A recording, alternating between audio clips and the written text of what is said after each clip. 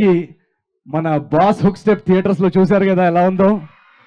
So మా గురువు గారు చిరంజీవి గారు ఆల్రెడీ థియేటర్స్ లో ఒక ఎనర్జీ సెట్ చేసేసారు ఆయన హుక్ స్టెప్ తోటి. మళ్ళీ గ్యాంగ్ లీడరు ఆ 90s లో మేము ఎలా అయితే చిరంజీవి గారిని చూసి ఒక ఈలేసే వాళ్ళం, ఆ సీను ఆ ఎనర్జీస్ ఆయన థియేటర్లో సెట్ చేసేసారు. So thank you so much boss, once again మీరు మా అందరికి ఒక ఎగ్జాంపుల్ సెట్ చేశారు పండక్కి. అదే ఎనర్జీ తోటి, ఆ ఎనర్జీ బాస్ ఇచ్చిన ఎనర్జీని అలా తీసుకొని రేపు 14 నాడు మేము ఆ ఎనర్జీని కంటిన్యూ చేయబోతున్నాము అనగనగా రాజు థియేటర్స్లో.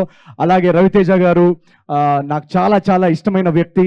ఎందుకంటే నేను ఒక చిన్న మధ్యతరగతి కుటుంబం నుంచి వచ్చి హీరో అవ్వాలనుకున్నప్పుడు నా కళ్ళ ముందు కనిపించే ఎగ్జాంపుల్స్ వీళ్ళందరూ. చిరంజీవి గారు కానీ, రవితేజ గారు కానీ, వీళ్ళందరినీ నేను ఆదర్శంగా తీసుకొని నేను కృష్ణనగర్లో ఆడిషన్స్కి తిరిగేటప్పుడు నా స్ట్రగుల్ పీరియడ్లో నాలో హోపు ధైర్యాన్ని నింపిన ఎగ్జాంపుల్స్ వీళ్ళందరూ. సో వీళ్ళందరితోటి నా సినిమా సంక్రాంతికి రావడం, ఆ సంక్రాంతి పండగ అల్లుడిని నన్ను మార్చిన మీ అందరికీ చాలా చాలా థ్యాంక్స్. మా ప్రభాస్ అన్నయ్య రాజా సాబ్ సినిమా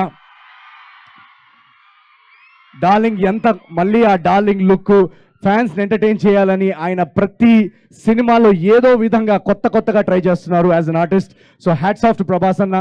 అండ్ ప్రతి పండగకు వచ్చే ప్రతి సినిమాని ఈ రోజుల్లో ఏమైపోయిందంటే సోషల్ మీడియాలో ఏఐ వచ్చినప్పటి నుంచి ఏది నిజమో ఏది అబద్ధమో ఎవరికి తెలియదు.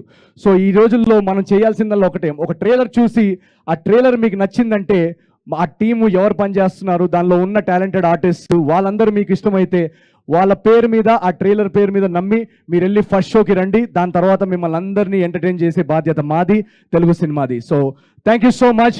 మీరున్నందువల్లనే ఈరోజు తెలుగు సినిమా ప్రపంచవ్యాప్తంగా ఇంత ఫేమస్ అయింది. సో ఈ పండక్కి ఆ ఎనర్జీ, ఆ అరుపులు, ఆ రచ్చ మీ అందరి కోసం వెయిటింగ్ ఇన్ అనుగ్రహం Raju. Thank you so much.